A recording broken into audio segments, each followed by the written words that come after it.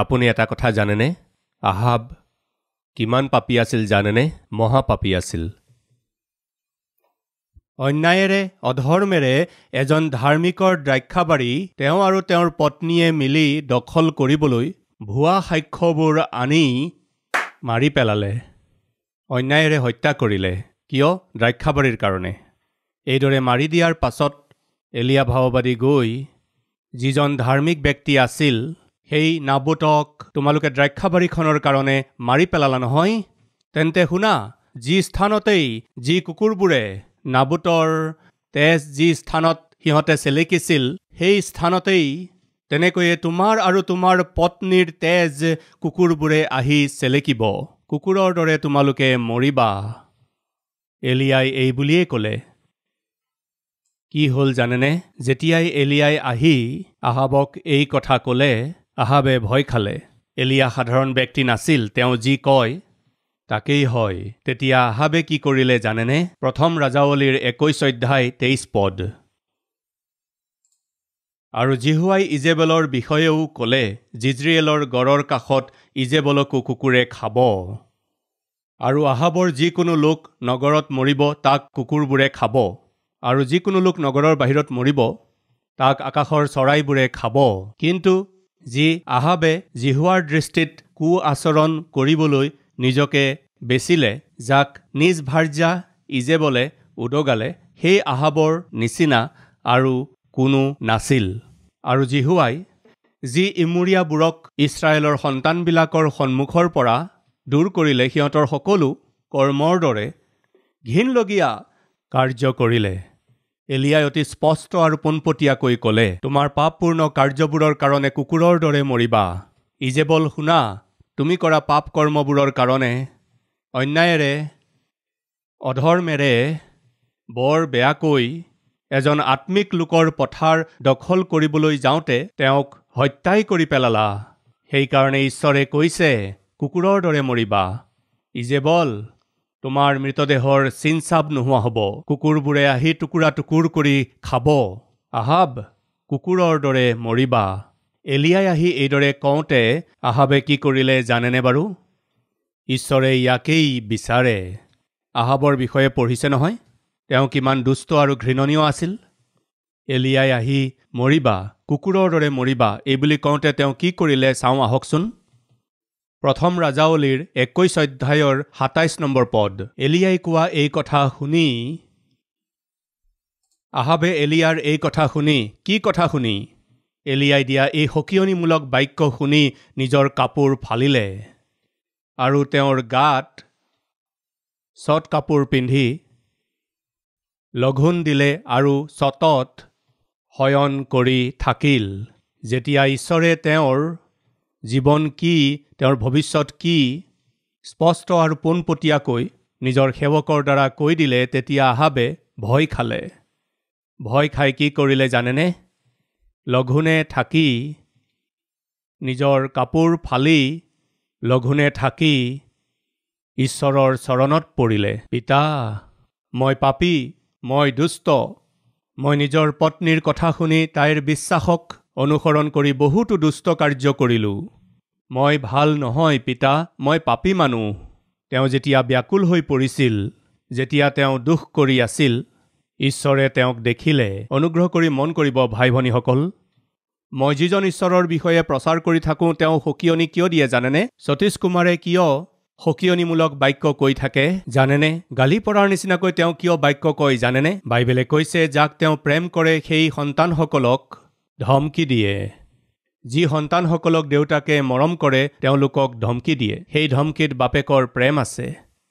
সেই ধমকিৰ দ্বাৰাই তেওঁৰ পৰিৱৰ্তন হ'ব, সেই উদ্দেশ্যেৰে ধমক দিয়ে। সন্তানটি নাশ হৈ যাওক বুলি ধমক নিদিয়ে। এলিয়াই তেওঁৰ ওচৰলৈ গৈ অতি স্পষ্ট আৰু পোনপটীয়াকৈ সকিয়নিৰে সৈতে আহাব আৰু ইজেবলক কওঁতে আহাবে কি কৰিলে জানেনে? তেওঁ লঘোণে থাকি তেনেকৈয়ে চট কাপোৰ পিন্ধিলে। সাধাৰণতে চট কাপোৰ পিন্ধা মানে অতিশয় দুখেৰে পৰিপূৰ্ণ হোৱা। হাই হাই, মই কৰা পাপৰ কাৰণে ঈশ্বৰৰ ক্ৰোধ জন্মিছে। মোৰ চাল চলন আৰু আচাৰ ব্যৱহাৰৰ কাৰণে ঈশ্বৰৰ ক্ৰোধৰ মই আজি ভাগি হ'ব লগা হৈছোঁ। মোক কোনে ৰক্ষা কৰিব পাৰিব একমাত্ৰ ঈশ্বৰৰ বাদে? দণ্ড দিম বুলি কোৱা ঈশ্বৰজনেইতো ক্ষমা কৰিব পাৰিব। পিতৃ মোক দণ্ড নিদি ক্ষমা কৰি দিয়ক। আহাবে অহজিয়াৰ বাপেকে ক্ৰন্দন কৰিলে, বিলাপ কৰিলে। ঈশ্বৰে শুনিবনে বাৰু? দুষ্ট মানুহে অনুতাপ কৰিলে, ক্ৰন্দন কৰিলে, পাপী মানুহে অনুতাপ কৰিলে, ক্ৰন্দন কৰিলে, বিলাপ কৰিলে, ঈশ্বৰে সেইফালে চাবনে বাৰু? নে নাচাব বুলি ক'ব? আহাব দুষ্ট আছিল। তেওঁৰ ওপৰত পৰিবলগীয়া দণ্ডৰ বিষয়ে এলিয়াই স্পষ্টকৈ কওঁতে তেওঁ ব্যাকুল হ'ল, লঘোণ দিলে। তাৰ পিছত কি হ'ল? 28 নম্বৰ পদ। পাছে তিছবিয়া এলিয়াৰ ওচৰলৈ জিহুৱাৰ বাক্য আহিল, বোলে আহাবে মোৰ দৃষ্টিত কেনেকৈ নিজকে নম্ৰ কৰিছে তাক তুমি দেখিছানে? তেওঁ মোৰ আগত নিজকে নম্ৰ কৰিছে, তেওঁ মোৰ আগত নিজকে নম্ৰ কৰিছে। এলিয়া, এলিয়া, কি পিতা? শুনাচোন, তোমাক এটা কথা কওঁ। কি পিতা? আহাবক তুমি দেখিছানে? হয় দেখিছোঁ, পাপী, দুষ্ট, অধৰ্মী। নহয় এলিয়া, শুনাচোন, কওকচোন পিতা। তেওঁত মই এটা পৰিৱৰ্তন দেখিছোঁ। আহাবত মই এটা পৰিৱৰ্তন দেখিছোঁ। আহাবৰ ব্যাকুলতা মই দেখিছোঁ। তেওঁ নম্ৰ হৈ নিজৰ আচাৰ ব্যৱহাৰ সলনি কৰা মই দেখিছোঁ। খঙত মই তেওঁক ধমকি দিছিলোঁ, কিন্তু নাশ কৰিবলৈতো মই নিবিচাৰোঁ। এলিয়া, আহাবক মই দেখিলোঁ। আহাব পৰিৱৰ্তন হৈছে, সেই পৰিৱৰ্তনক মই দেখিছোঁ। তেন্তে তেওঁ কুকুৰৰ দৰে মৰিব বুলি কৈছিল নহয়, তাকেই কৈ আছোঁ। দণ্ডৰ পৰা আহাবক বচাবলৈ ইচ্ছা কৰিছোঁ। তেওঁক দণ্ড দিয়াৰ সিদ্ধান্তটো মই কেনচেল কৰাৰ কথা চিন্তা কৰিছোঁ। কিমান যে মহান ঈশ্বৰ মই যিজনৰ বিষয়ে প্ৰচাৰ কৰোঁ, তেওঁ প্ৰেমময় প্ৰভু যীশু খ্ৰীষ্ট। দণ্ডৰ বিষয়ে সতীশ কুমাৰে প্ৰচাৰ কৰে, দণ্ডৰ পৰা কেনেকৈ বাচিব লাগে তাকো স্পষ্টৰূপে কয়। এয়া সাধাৰণতে ভাওবাদীসকলৰ কাম। যোৱা, আহাবক মই দণ্ড দিব নিবিচাৰোঁ। কি কৈছে আহক চাওঁ। আহাবে মোৰ আগত নম্ৰ আৰু সৰু হৈ চট কাপোৰ পিন্ধি তেওঁৰ আচাৰ ব্যৱহাৰ পৰিৱৰ্তন হ'ল। ভাইসকল, ভনীসকল, দণ্ডৰ পৰা সাৰিবলৈ বিচাৰিছে নেকি? ঈশ্বৰে যি দণ্ড আপোনাক দিবলৈ বিচাৰিছে তাৰ পৰা সাৰিবলৈ বিচাৰিছে নেকি? তেন্তে শুনক, আপোনাৰ আচাৰ ব্যৱহাৰত ঈশ্বৰে পৰিৱৰ্তন দেখিব লাগিব। এতিয়া ক'লো নহয় মই, এজন ব্যক্তিয়ে 15-20 বছৰ কাৰাগাৰত শাস্তি ভোগ কৰি থাকোঁতে তেওঁৰ চাল চলনত যদি শুধৰণি হয়, তেতিয়া জেলৰ অধিকাৰীয়ে কি কৰিব? তেওঁৰ শাস্তি কমাই দিব।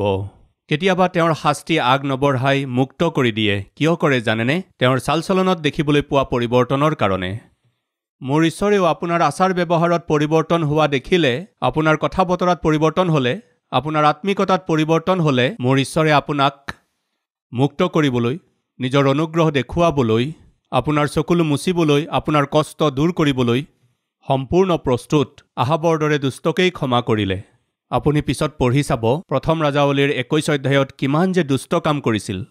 এজন ধাৰ্মিক ব্যক্তিয়ে যেতিয়া কৈছিল, এই মাটিখিনি মোৰ পৈতৃক সম্পত্তি হয়, আৰু বিধানে কৈছে পৈতৃক সম্পত্তি স্বৰূপে পোৱা মাটি বেচিব নালাগে। নাবোতে কি কৰিছে? সেই বিধানক কাৰ্যত প্ৰকাশ কৰিছে আৰু ক'লে, মহাৰাজ, আমাৰ বিধানে কৈছে আমাৰ পিতৃৰ পৰা পোৱা দ্ৰাক্ষাবাৰী বেচিব নালাগে, ৰক্ষাহে কৰিব লাগে। ঈশ্বৰৰ বাক্যক গুৰুত্ব দিয়া নাবোতক অন্যায়েৰে আহাব আৰু ইজেবলে তেওঁক মাৰি পেলালে সেই পথাৰখন দখল কৰিবলৈ। এওঁলোক কিমান যে দুষ্ট, কিমান যে দুষ্টতাৰ কাম কৰিছিল। তেওঁক দেখি থকা ঈশ্বৰে এলিয়াক পঠিয়াই কি কোৱাইছিল জানেনে বাৰু আপুনি? ইজেবল কুকুৰৰ দৰে মৰিব, মৃতদেহো বিচাৰি পোৱা নাযাব, কুকুৰে আহি তাইৰ মৃতদেহ খাই পেলাব। তেনেকৈয়ে আহাবো কুকুৰৰ দৰে মৰিব, তাৰ তেজ কুকুৰবোৰে আহি চেলেকিব। স্পষ্ট আৰু পোনপটীয়াকৈ ঈশ্বৰে ক'লে, দণ্ড দিবলৈ নহয় প্ৰিয়সকল, তেওঁ কৰা পাপৰ কাৰণে কেনেকুৱা ধৰণৰ দণ্ড তেওঁ পাব লাগে কওকচোন। দণ্ডৰ বিষয়ে কওঁতে আহাবেতো মন পালটন কৰিলে। ঈশ্বৰে কৈছে 29 নম্বৰ পদ, তেওঁ মোৰ আগত নিজকে নম্ৰ কৰিছে, এই হেতুকে মই তেওঁৰ আয়ুসৰ কালত সেই অমংগল নঘটাম, কিন্তু তেওঁৰ পুতেকৰ দিনত তেওঁৰ বংশলৈ সেই অমংগল ঘটাম। অমংগল ঘটিব লাগিছিল আহাবৰ, কিন্তু তেওঁৰ অমংগল নঘটাম, ৰাখি দিম। প্ৰিয় ভাই আৰু ভনী, ঈশ্বৰে ইয়াকে বিচাৰে। অহজিয়াৰ ক্ষেত্ৰতো ঈশ্বৰে ইয়াকেই বিচাৰিছিল। সেইকাৰণে তেওঁ এলিয়াক পঠালে। অহজিয়াই কি বুলি ভাবিছে? তেওঁ বেমাৰত পৰিছিল তেওঁ কৰা পাপৰ কাৰণে। সেই বেমাৰৰ পৰা বাচিবলৈ তেওঁ মোৰ চৰণত নপৰি কলৈ গৈছে? ইক্ৰোনত থকা সেই বালজবুবৰ ওচৰলৈ যাব বিচাৰিছে। এইজন মূৰ্খ পাগল মানুহ, তেওঁক গৈ কোৱা তেওঁ কৰা পাপ কৰ্মবোৰৰ কাৰণে বেমাৰত পৰি বিচনাতেই মৰিব বুলি কোৱা। ঈশ্বৰে কিয় ইমান কঠোৰতাৰে কৈছে? ইমান কঠোৰ হোৱাৰ কাৰণ তেওঁক মাৰিবলৈ নহয় প্ৰিয়সকল। বাপেকৰ নিচিনাকৈ চাগৈ মন পালতাব। এইদৰে সকিয়নিৰে সৈতে কঠোৰতাৰে কওঁতেহে আহাবেওতো মন পালটন কৰিছিল। ঈশ্বৰে কিয় সকিয়নি দিয়ে তাৰ কাৰণটো জানেনে বাৰু? আপোনাক প্ৰেম কৰে কাৰণে। যিমান ডাঙৰ পাপী হলেও তেওঁ প্ৰেম কৰে কাৰণে ধমকি দি কয়। আপুনি কৰা পাপৰ কাৰণে কোনটো শাস্তিয়ে আপোনালৈ বাট চাই আছে সেই বিষয়ে তেওঁ কোৱাৰ কাৰণ হৈছে অন্ততঃ আপুনি সেই দণ্ডলৈ ভয় কৰি হয়তো ঈশ্বৰলৈ মন পালটন কৰিব। নাই, অহজিয়াক কোৱা সত্ত্বেও মন পালটন নকৰিলে। তাৰপিছত সময় উলিয়াই অধ্যায়টো পঢ়িব। অহজিয়াই তেওঁ কৰা পাপৰ কাৰণে তেওঁ এই শাস্তি পাইছে আৰু তেওঁ যে মৰিব সেই বুলি এলিয়াই স্পষ্টকৈ কোৱাৰ পিছতো মন পালটন নকৰিলে, মৰি গ'ল। আপুনি কৰা পাপৰ বিষয়ে ঈশ্বৰে স্পষ্টকৈ কওঁতে আপুনি মন পালটন কৰিলে ঈশ্বৰে দয়া কৰিব। মন পালটন নকৰাকৈ পাপতেই আগবাঢ়ি গৈ থাকিলে পতন হ'ব, নৰকলৈ গুচি যাব। বেমাৰ কিয় আহে? ক'লো নহয়, সাধাৰণতে পাপ আচৰণৰ কাৰণে বেমাৰ আহে। আকাল কিয় হয়? ঈশ্বৰৰ বাক্য, আজ্ঞা, প্ৰতিজ্ঞাসমূহক বিশ্বাস নকৰাকৈ নিজৰ মতে যিয়েই চলিব আকাল হয়। যেতিয়া আকাল হয় কি কৰিব লাগে? এতিয়া ক'লো নহয়, কষ্ট আহিলে কি কৰিব লাগে? ঈশ্বৰৰ ওচৰলৈ আহিব লাগে। ঈশ্বৰৰ ওচৰলৈ নাহি গোটেই পৃথিৱীখন ভ্ৰমি থাকিলে বিপদহে আহিব। নাম্বাৰ 1, কষ্ট আহিছে। আহাবৰ সময়ত যেতিয়া আকাল পৰিছিল তেতিয়া তেওঁ কি কৰিব লাগিছিল? ঈশ্বৰৰ বাক্যত স্পষ্টকৈ আছে, আপুনি নিজৰ মতে জীৱন যাপন কৰিলে আকাশখনক লোহাৰ নিচিনা কৰি দিম, মাটি পিতলৰ নিচিনা কৰি দিম, বৰষুণ আহিবলৈ নিদিম, মাটিয়ে শস্য উৎপন্ন কৰিবলৈ নিদিম, ভোকৰ কাৰণে তুমি ব্যাকুল হবা, তেনেকুৱা কৰিম। এই সকলোবোৰ কৰাৰ কাৰণ হৈছে কেৱল যাতে তুমি ভুল স্বীকাৰ কৰি মোলৈ ঘূৰি আহিবা, যাতে মন পালটন কৰা। এলিয়াই গৈ অতি কঠোৰতাৰে ক'লে তুমি মৰিবা।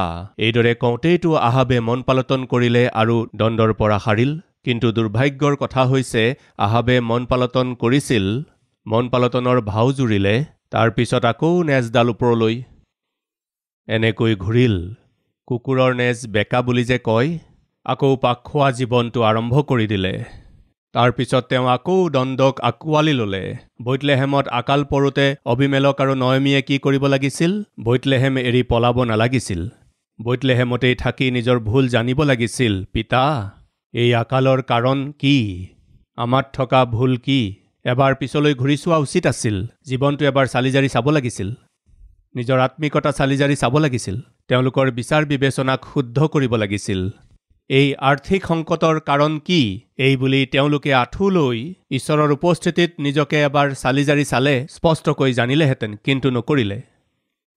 আকাল হ'ল আৰ্থিক সংকটত পৰিল সেইকাৰণে। ভোকত কষ্ট পাওঁতে তেওঁলোকে কি কৰিলে জানেনে? ঈশ্বৰৰ ওচৰলৈ নাহি ঈশ্বৰ য'ত থাকে সেই বৈতলেহেমক এৰি, য'ত ঈশ্বৰ নাথাকে সেই মোৱাব দেশলৈ গৈ তোমালোকক জীয়াই ৰাখিম, তোমালোকৰ ভৰণ পোষণ কৰিম বুলি কোৱা ইলিমেলক মৰি থাকিল। ঈশ্বৰৰ আশ্ৰয় লৈ নিজৰ বেমাৰৰ পৰা ৰক্ষা পোৱাৰ সুযোগ অহজিয়াক দিওঁতেও অহজিয়াই পোৱা সেই সুযোগটোৰ সুবিধা নোলোৱাৰ কাৰণে মৰি থাকিল। কিন্তু আহাবে মন পালটন কৰি আহিবলগীয়া দণ্ডৰ পৰা বাচি গ'ল। কিন্তু দুৰ্ভাগ্যৰ কথা, সেই মন পালটনক, তেওঁত সিদ্ধ হোৱা পৰিৱৰ্তনক আগবঢ়াই নিব নোৱাৰিলে। তেওঁ আকৌ পাপ কৰি দণ্ড চপাই ল'লে। প্ৰিয় ভাই ভনীসকল, ইলিমেলকে ঈশ্বৰৰ গৃহ বৈতলেহেমক এৰি নিজৰ বিচাৰ বুদ্ধিত ভৰসা কৰি আকাল আৰু আৰ্থিক সংকটৰ কাৰণ হৈছে আমি ঈশ্বৰৰ সম্পৰ্কত নাথাকি আমি নিজৰ মতে চলি থকাৰ কাৰণে এই আৰ্থিক সংকট আহিছে। এটা অধ্যায় পিছুৱাই গ'লে আৰ্থিক সংকটৰ কাৰণ কি জানিব পৰা যাব। বিচাৰকৰ্তাসকলে শাসন কৰি থাকোঁতে প্ৰত্যেকে নিজৰ মতে চলিছিল। এয়াই কাৰণ আছিল।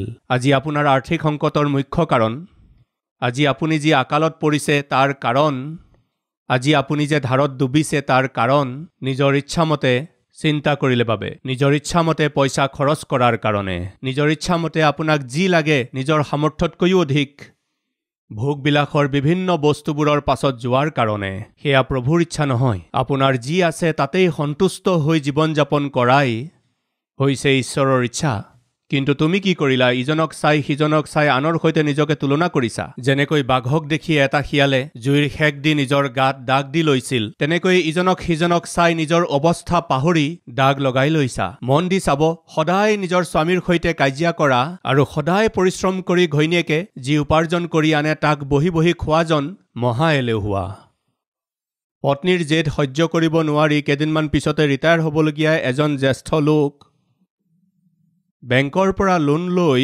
3তলীয়া বিল্ডিং ঘৰ বনাই দিলে এই বিল্ডিং ঘৰ বনাই দিয়াৰ পাছতো এই পত্নীগৰাকী সন্তুষ্ট হৈছিল বুলি ভাবিছে নেকি দুয়ো মোৰ ওচৰলৈ আহিল ভাই প্ৰাৰ্থনা কৰিবনে কিহৰ বাবে প্ৰাৰ্থনা কৰিব লাগে মই ভালদৰে এটা ঘৰ বনাই শান্তিৰে আছিলোঁ কিন্তু মোৰ পত্নী চুবুৰীয়াৰ এটা ঘৰ দেখি চাওকচোন চাওকচোন চাওকচোন বুলি কৈ অৱশেষত সেইটো চাই চাই মোক দাগ লগাই দিলে আৰু মই ধাৰলৈ টকা লৈ সেই ঘৰটো 3তলীয়া বনাই দিলোঁ এতিয়া ধাৰ মাৰিব পৰা নাই সুত 4 গুণ হ'ল বৰ কষ্টত আছোঁ খোৱা বোৱা কৰিব পৰা নাই চকুত টোপনি নোহোৱা হৈছে শান্তি নোহোৱা হৈছে এই বয়সত ৰিটায়াৰমেণ্টটো পালোঁ এতিয়া মোক লোন দিবলৈকো কোনো নাই বৰ চিন্তাত পৰিছোঁ প্ৰাৰ্থনা কৰি দিয়ক ভাই মই যাতে ধাৰ মাৰিব পাৰোঁ তেতিয়া মই ক'লোঁ ধাৰ মাৰিবলৈ হ'লে ওপৰৰ 2টা তলা বিক্ৰী কৰি দিয়ক অন্তত ধাৰটো মাৰা যাব তেতিয়া তেওঁ ক'লে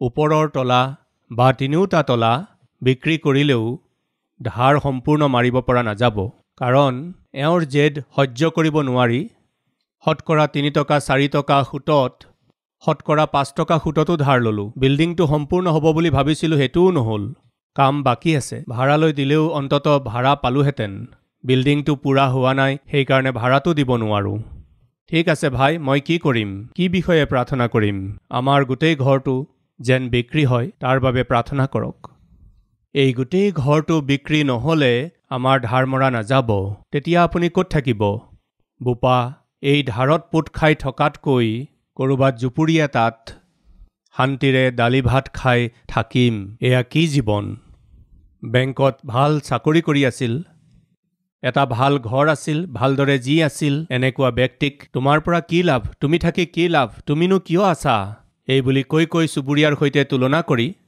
অযথা বুজা কিছুমান আনি মূৰৰ ওপৰত দি ধাৰত ডুবাই দিয়াৰ কাৰণে সেই বৃদ্ধজনে কৈছে 1-2টা তলা বিক্ৰী কৰিলেও ধাৰ নমৰিব গোটেই বিল্ডিংটোৱেই বিক্ৰী কৰিব লাগিব আপুনি ক'ত থাকিব ক'ৰবাত নহয় ক'ৰবাত থাকিম এইদৰে ধাৰত আমি থাকিব নোৱাৰিম বুজিব পাৰিছেনে ঈশ্বৰৰ অবিহনে নিৰ্ণয় ল'লে আত্মিকতা অবিহনে নিৰ্ণয় ল'লে আড়ম্বৰত পৰি নিৰ্ণয় ল'লে অনুগ্ৰহ কৰি শুনক সমাজত আপুনি লঘু হৈ পৰিব ধাৰত ডুবি যাব লাজত পৰিব অপমানিত হ'ব ভোকত আপুনি ব্যাকুল হৈ পৰিব আকাল কিয় হৈছিল তেওঁলোকে কৰা ভুলৰ কাৰণে তেওঁলোকে কি কৰিলে সেই আকাল দূৰ হ'ব মন পালটন কৰিলে আকাল দূৰ হ'ব প্ৰভুৰ ওচৰলৈ আহিলে আকাল দূৰ হ'ব কিন্তু তেওঁলোকে কি কৰিলে ইলিমেলক আৰু তেওঁৰ পত্নীয়ে ঈশ্বৰৰ ওচৰলৈ নাহি মন পালটন নকৰি বিলাপ নকৰাকৈ নিজৰ আচাৰ ব্যৱহাৰ সলনি নকৰাকৈ খৰখেদাকৈ মোৱাব দেশলৈ গুচি গ'ল দেশ সলনি কৰি দিলে আপোনাৰ শনি দূৰ হৈ যাব নেকি শুনক প্ৰিয় ভাই ভনীসকল আমি ঈশ্বৰৰ বিৰুদ্ধে জীৱন যাপন কৰাৰ বাবে চাকৰি গুচি গ'ল ঈশ্বৰৰ বিৰুদ্ধে জীৱন যাপন কৰাৰ বাবে ব্যৱসায়ত লোকচান হ'ল ঈশ্বৰৰ বিৰুদ্ধে জীৱন যাপন কৰাৰ বাবে আপোনাৰ শৰীৰত বেমাৰ আজাৰ আহিল ঈশ্বৰৰ বিৰুদ্ধে জীৱন যাপন কৰাৰ বাবে আপোনাৰ যি আছিল সকলো হেৰুৱালে ঈশ্বৰৰ বিৰুদ্ধে জীৱন যাপন কৰি সকলো হেৰুৱাই দিয়া আপুনি আমেৰিকালৈ গুচি গ'লে ঠিক হৈ যাব অষ্ট্ৰেলিয়ালৈ গ'লে ঠিক হৈ যাব ডুবাইলৈ গ'লে ঠিক হৈ যাব আমেৰিকালৈ গুচি গ'লে ডুবাই বা কুৱেইটলৈ গুচি গ'লে এই কষ্ট দূৰ হৈ যাব এইদৰে আপুনি ভাবিছে কিন্তু আজি আপোনাৰ যি ধাৰ আছে তাৰ কাৰণ হৈছে আপোনাৰ আত্মাহীনতা আপুনি আত্মাহীন হৈ ঈশ্বৰৰ অবিহনে যলৈকেই যাওক আপোনাৰ লগতেই আপোনাত থকা শনি আহিব জীয়াই থকাৰ আশাত মোৱাব দেশলৈ গৈ তেওঁ মৰি গ'ল নাবাচিলে পুতেককেইজনো মৰিল প্ৰিয়সকল পত্নীৰ যত্ন ল'ব নোৱাৰিলে নয়মী বিধৱা হ'ল অৰ্পা ৰুথ দুয়ো বিধৱা হৈ গ'ল। কাৰণ কি জানেনে? জীয়াই থাকিম কেনেকৈ? ঈশ্বৰৰ অবিহনে, ঈশ্বৰৰ সহায় অবিহনে এই পৃথিৱীত কোনো জীয়াই থাকিব নোৱাৰে। প্ৰিয় ভাই ভনীসকল, বেমাৰ আজাৰৰ কাৰণবোৰ মই আপোনালোকক ক'লোঁ।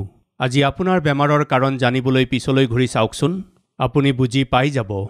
কেনেকৈ নিৰ্ণয় ল'লে, কেনেকুৱা অসাৱধানতা, কেনেধৰণৰ অপবিত্ৰ কামবোৰ কৰিলে, কেনেকৈ বিবেকহীন নিৰ্ণয়বোৰ লৈছিল, পিছলৈ ঘূৰি চাওকচোন। আৰ্থিক সমস্যাৰ মাজেৰে গৈ আছে নেকি? পিছলৈ ঘূৰি এবাৰ চাওকচোন। কোনটো ভুল সিদ্ধান্ত ল'লে, কোনটো সিদ্ধান্ত খৰখেদাকৈ ল'লে, কোনটো পদক্ষেপ ভুল হ'ল, আপুনি বুজি পাই যাব। সেই ভুলবোৰ জানি আপুনি ঈশ্বৰৰ সন্মুখলৈ আহি মন পালটন কৰিব লাগিব। এলিয়া আহাবত সম্পন্ন হোৱা তেওঁৰ ব্যৱহাৰৰ পৰিৱৰ্তন দেখিছানে? তেওঁ অতি নম্ৰতাৰে আচাৰ ব্যৱহাৰ কৰা মই দেখিবলৈ পাইছোঁ। ঈশ্বৰে আপোনাত পৰিৱৰ্তন নেদেখিলে, আপোনাৰ চাল চলনত, আপোনাৰ অভ্যাসবোৰত ঈশ্বৰে পৰিৱৰ্তন নেদেখিলে, আজি আপোনাৰ সমস্যাই আপোনাক এৰি যোৱাৰ চান্স নাই। মই সুধিছোঁ, আপোনাৰ যি সমস্যা আছে সেইবোৰ আগুৱাই নিব বিচাৰেনে? সেই সমস্যাবোৰক আজি প্ৰভুৰ উপস্থিতিত সমাধিস্থ কৰি শান্তিৰে, আনন্দেৰে, সমৃদ্ধিৰে সৈতে আপোনাৰ জীৱন যাপন কৰিব বিচাৰিছে নে কি কৰিব বিচাৰিছে? সমস্যাবোৰক সমাধিস্থ কৰিব বিচাৰিছেনে? তেন্তে শুনক, ঈশ্বৰৰ সৈতে মিল হওক, ঈশ্বৰৰ উপস্থিতিত মিল হওক। আপোনাৰ দুৰ্বলতা কি, পাপ কি জানি লওক। মই প্ৰচাৰ কৰা এই বাক্য যেনেকৈ দিছোঁ তেনেকৈ গ্ৰহণ কৰি আপুনি নিজৰ জীৱনত ঈশ্বৰক স্থান দিলে, পিছলৈ ঘূৰি চাই নিজৰ ভুল ভ্ৰান্তিবোৰ জানি ল'লে, মন পালটন কৰিলে, প্ৰভুৱে আজিৰ দিনতেই, আজিয়েই উত্তৰ দিব। আহাবে দুখ কৰি তেওঁ লঘোণে থকা ঈশ্বৰে দেখি এলিয়াক ক'লে। আহাবক দেখিছানে?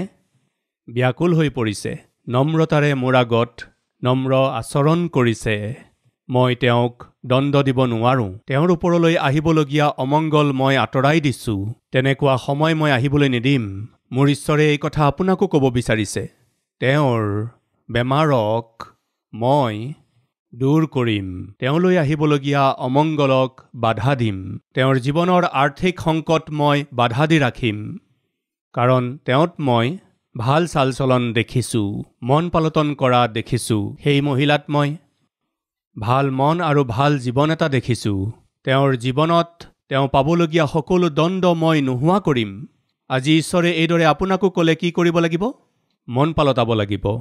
পিছলৈ ঘূৰি চাই দুৰ্বলতাবোৰ জানিব লাগিব।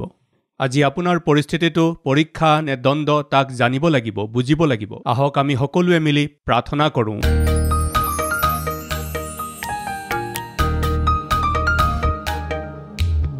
মহান পবিত্ৰ প্ৰেমময় পিতৃ ঈশ্বৰ, আমাৰ জীৱনৰ বেমাৰ, চকুপানী, দুখ কষ্ট আৰু আকালৰ কাৰণ কি আমি জানিলোঁ।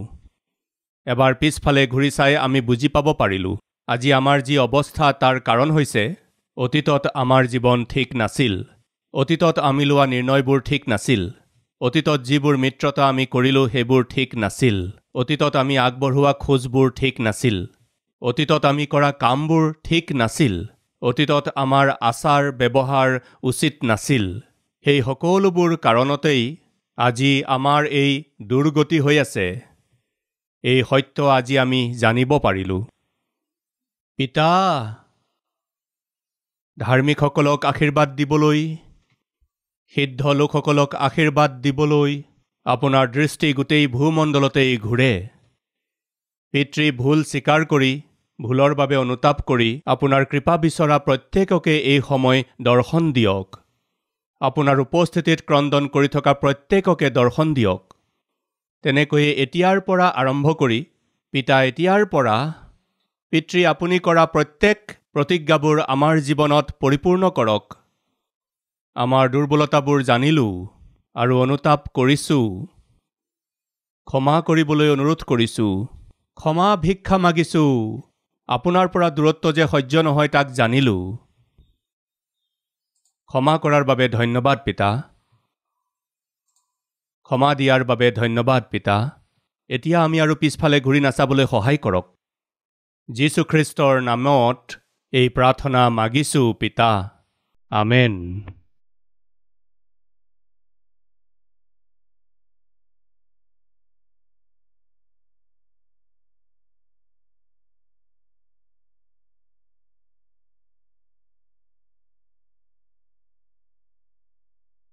हमारा address Calvary, post box number 30, Kukatpally, Hyderabad 72।